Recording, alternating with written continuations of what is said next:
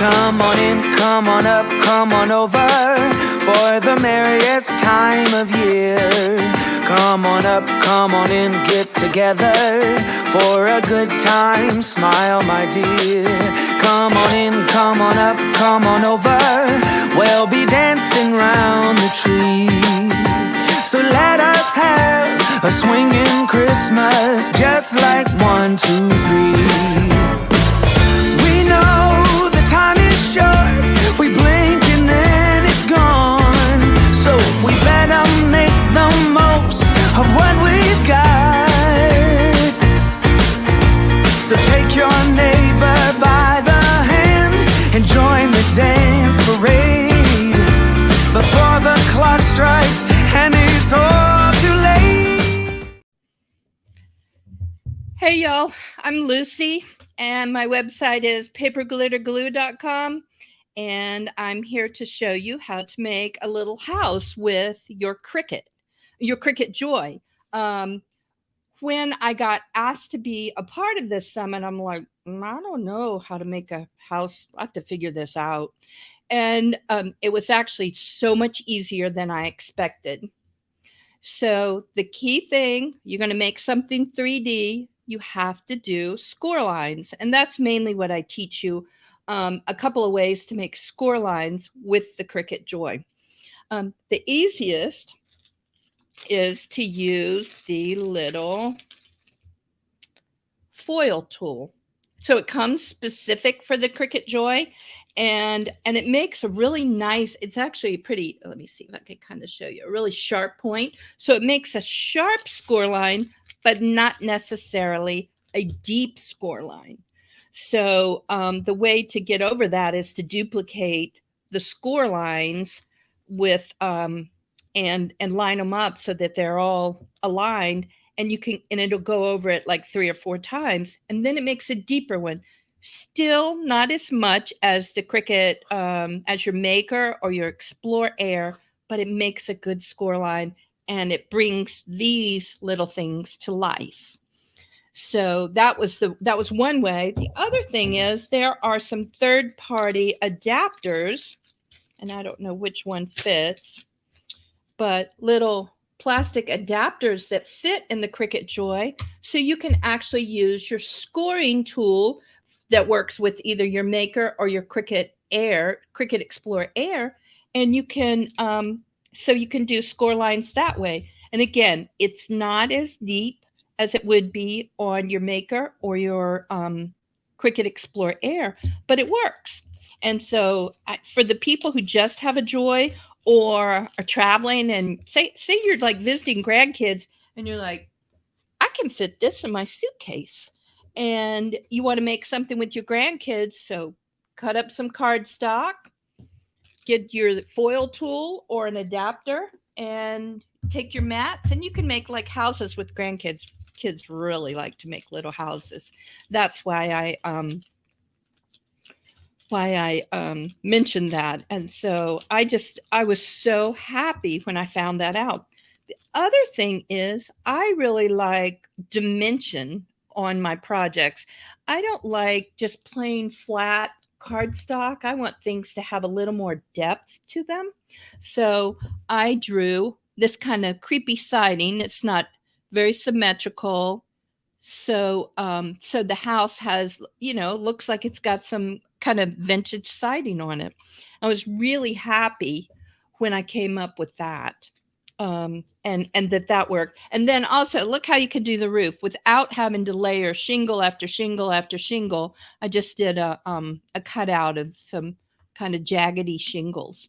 So that is my Halloween cottage for the Cricut Joy. And I made it in a bunch of colors. I think you can see them all on the front. I think I even included some bats on the within the pattern. And then for those of you who have the VIP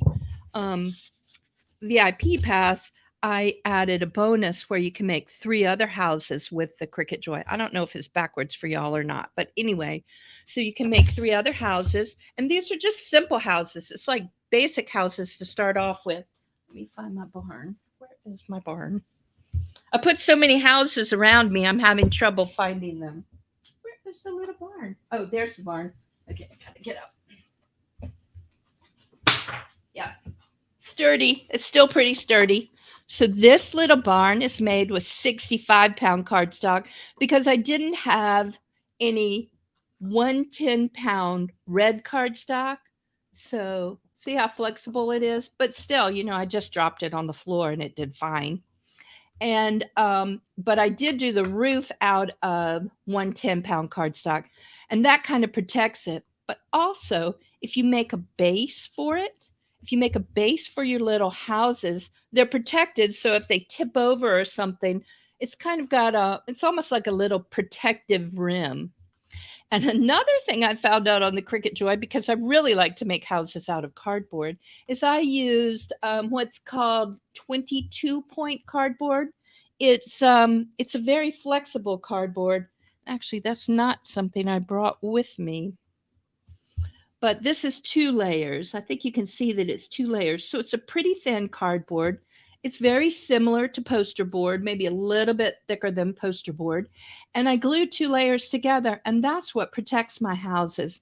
And then you can make them like some of these. Where are my little ornaments? This is a different pattern, but this is a free one on my blog called Tiny Barn, and it's like a little ornament. Again, 65-pound cardstock. This is foil cardstock that I actually drew lines on. And then this was before I learned how to draw lines on my Cricut. I know I was kind of slow about that. But so I just hand drew it. And honestly, it takes you about 5 minutes. And the little barn works beautifully on the Cricut Joy, because you can see it's only about 2 inches wide, 2.5 inches wide. So it fits perfectly on the 4.5-inch mat. I see that Catherine Hodgson said she's going to make a Christmas village with her nieces and nephews. And then they can decorate them. And there's so many different ways to decorate them.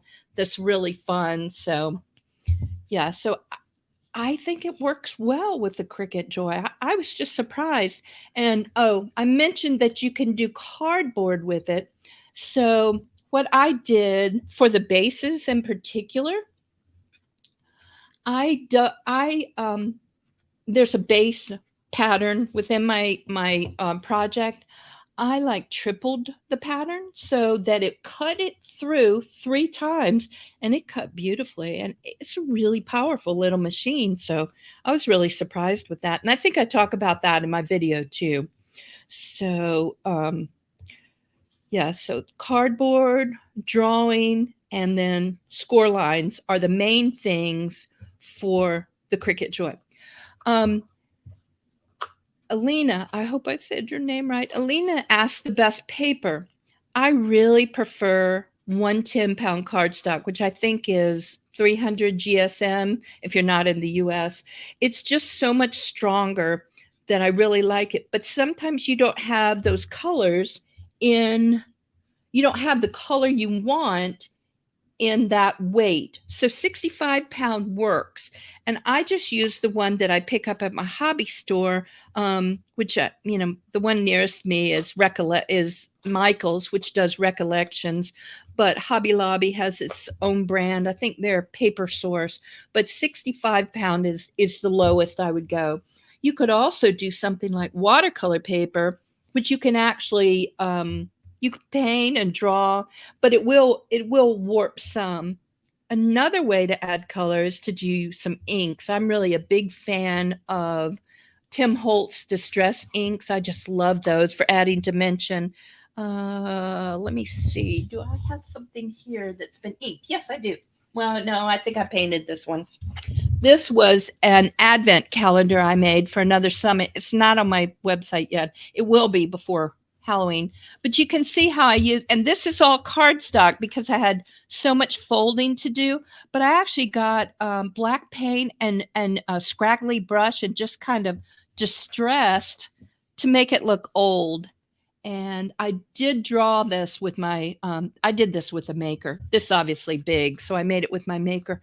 But I really like how you get dimension by using just a different color on the edges. And even if it was a Christmassy type project, you could still add just a little dimension. Like, say, if you were making a red house, you could add like a darker color slightly on the edges, just to kind of bring it to life and just add a little more depth to it. You can see on my Halloween houses. These are Halloween houses from my 13 handcrafted Halloween houses book. And I think this one, I brought a ruler with me so I can measure. Let's see how tall it is. It is 5 inches. So the main body is 5 inches. So technically you couldn't make it, not directly without modifying it. You couldn't make it on your Cricut Joy. But what you can do is just shrink the pattern. So have the entire pattern grouped and then just reduce the size. So if we want it to be 4 inches, I usually use 4 inches rather than 4 1/4. The mat's 4 1/2, but it takes up a quarter. So to make it 4 inches, if it's 5 inches tall and you want to make it 4 inches, that'd be reducing it by 20%.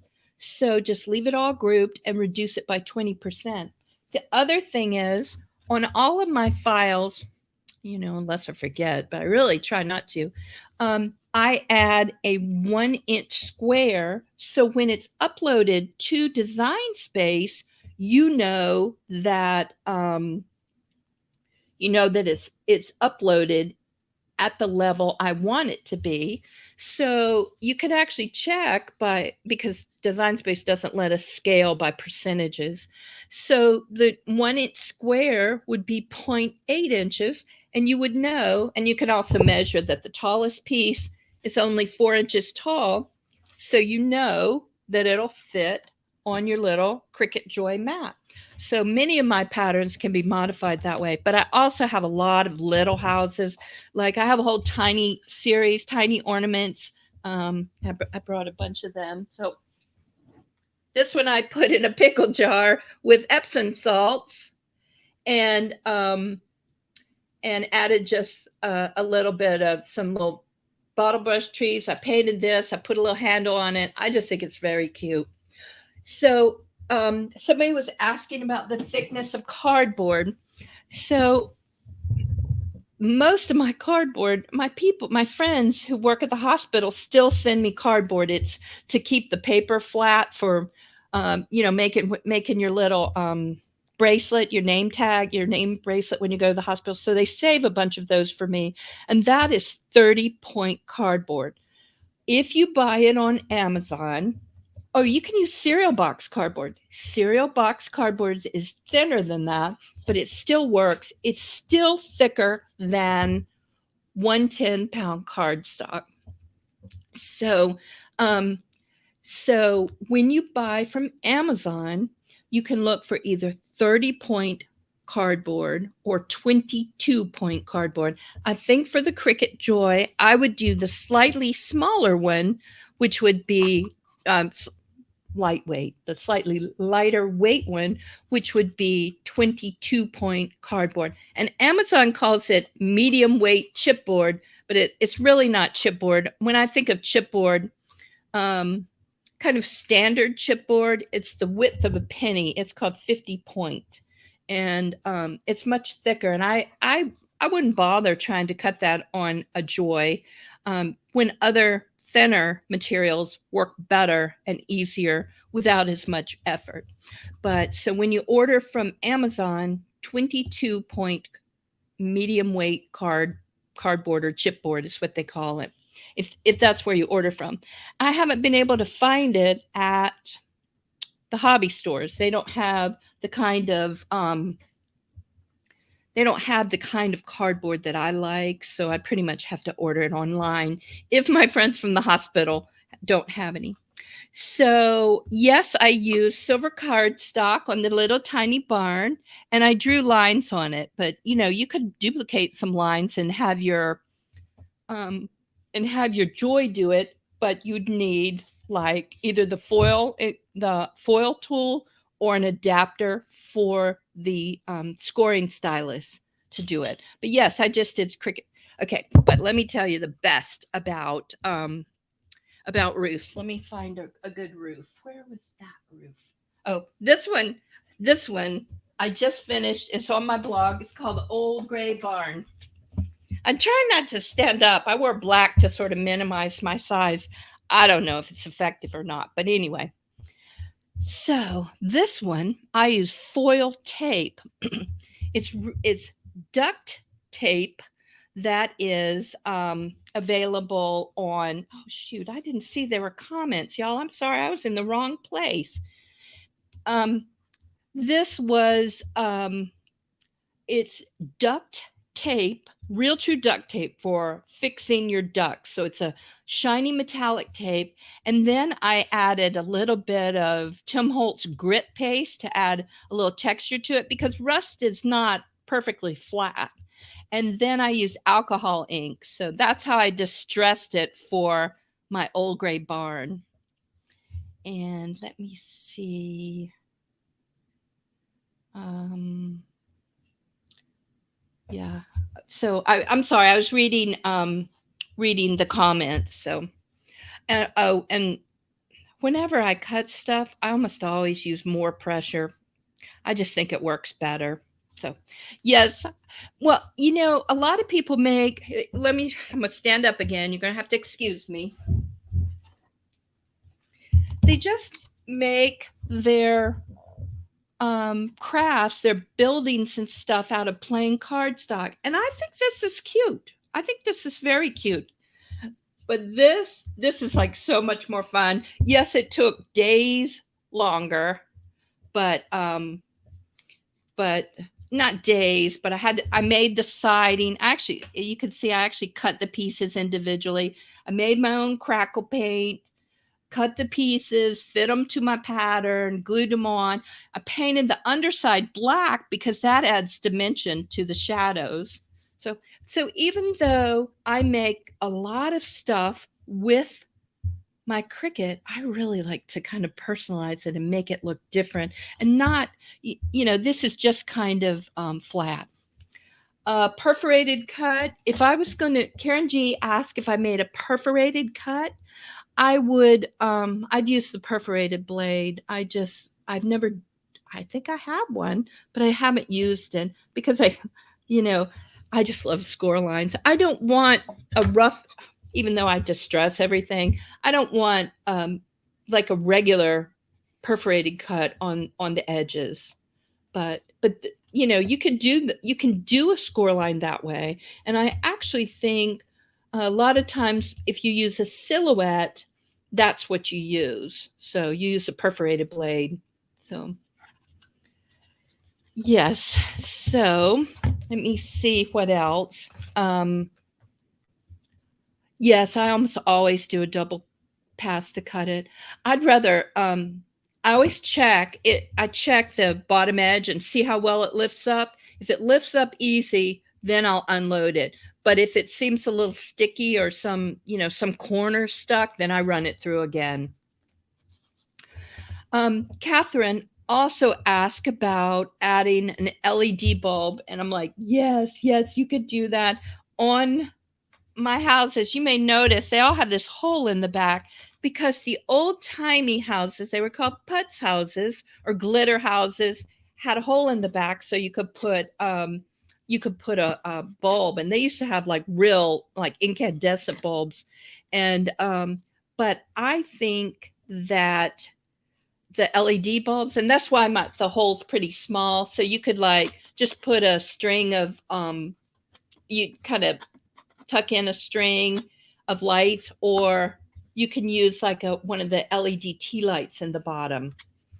So, okay, somebody was asking about a perforated calendar. Yes, that would work. So on this is my 13 days to Halloween house. I just did a score line, and then I wanted it to open and close. So I use these little Velcro tabs. I cut them in half and they actually work really well. I was surprised. But yes, if you wanted to just do it, do a perforated cut for an advent calendar, that would work beautifully. Yes, I like that idea a lot. So the other thing, I haven't made this with my Cricut Joy, but I was in a couple of events that make cards, and I never used to make cards because, I'm making little houses. So I decided I'm going to make little houses, and I have a book. This is just the cover. Playful pop-up houses. And a lot of them could be cut with the Joy, and certainly this one could.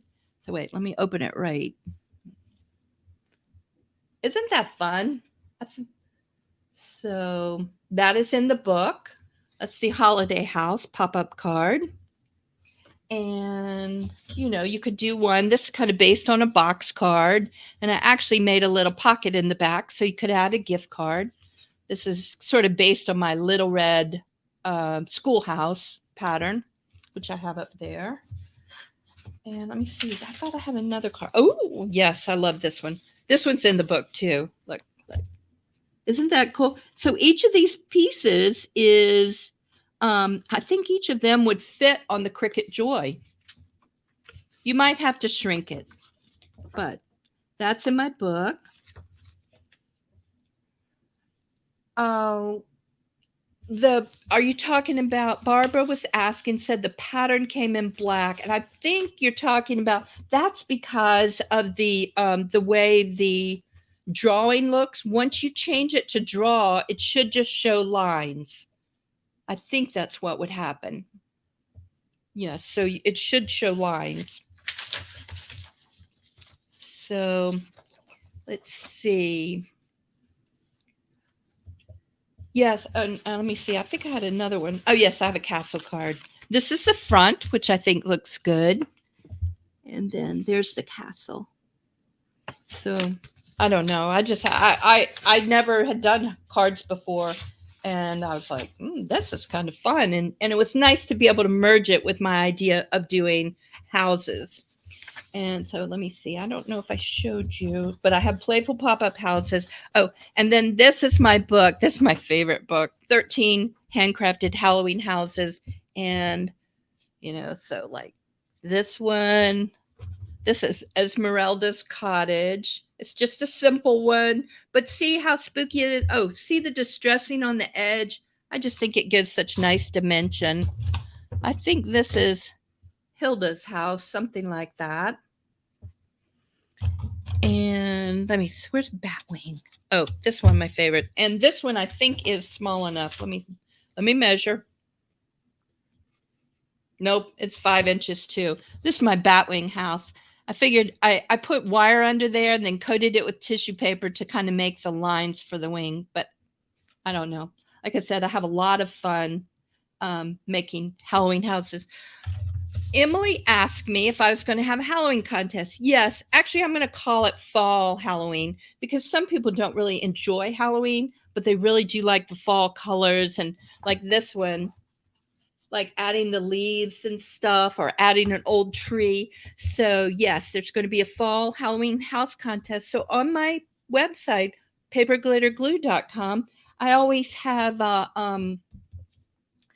have a contest each year where people post their houses, and I add them to the website. And then at the end, you get to vote as to what house you like. You can vote by leaving a comment on my website or we do a YouTube video. Once all the houses are in, we do a YouTube video where all the houses, and even if you don't participate, they're so inspiring. Oh, yes. Somebody asked me about a castle. Yes, I have a castle. My castle is actually pretty hard. I was watching this show, Escape to the Chateau, it was originally a British show, and I think it's on Peacock now. But anyway, so I decided to make it, and I did a simplified version. It's actually got 4 turrets, so it's got turrets on each side. The turrets are kind of a pain. You can see I did that one right. It fits. I didn't do that one right, but it's not like anybody notices. So I simplified it, but that pattern is on my blog. It was I think it's under make a castle challenge. I think that's where you'll see it. But that's one castle. And then one of my Halloween ones, just a simple one. This is Vlad's castle. That one's in my book, Vlad's castle. Okay. Oh, and Judy Allen was asking about the contest. The Halloween contest is easy. It starts October 1st, and it actually takes a long time to figure out the winners. So because I have people voting on YouTube, I have to count up each vote. You only get to vote one for one house, because if I tried to do top 3, I'd be going crazy tabulating that. So it takes me about 5 days, 4 to 5 days to get. I have some judges who judge like the sort of second, third, but the overall grand prize winner is voted by you guys. But it starts October 1st, and then I have a Christmas one, and some of those are just so beautiful. And that will also start December 1st. But you can go to my website and look up Christmas contest or Halloween contest. And we had an Easter contest, Easter spring. People did beautiful, beautiful work. So Joyce asks, do I have a chicken coop? No, I don't have a chicken coop. That would be fun. And that would work. The person who won in the Easter contest had little chickens, and they had a peep feeder that was adorable, that they made out of like beads and stuff. It's adorable. So if you want to look up the Easter contest, the Easter house contest, it was really cute. Let me see. Other events. Yes, I have a card making event that comes up next month, or I think we start promoting it at the end of July. And it's also a holiday event. I'm really excited what I did for that. It was really fun. And it's not a house. Your head will spin. That's a clue. Yeah. Okay, so that's coming up. And then there is another event that I'm going to be in October. Oh, and I'm going to do a Halloween house for somebody else on their website. And then another 2 events. So 2 events in October, and then November. I've got this idea I'm so excited about for November, the November one. I don't know if I'm supposed to be telling you the names of them, just because I don't know. But one is a Halloween bundle. Somebody who does a lot of Halloween bundles. That's the next one.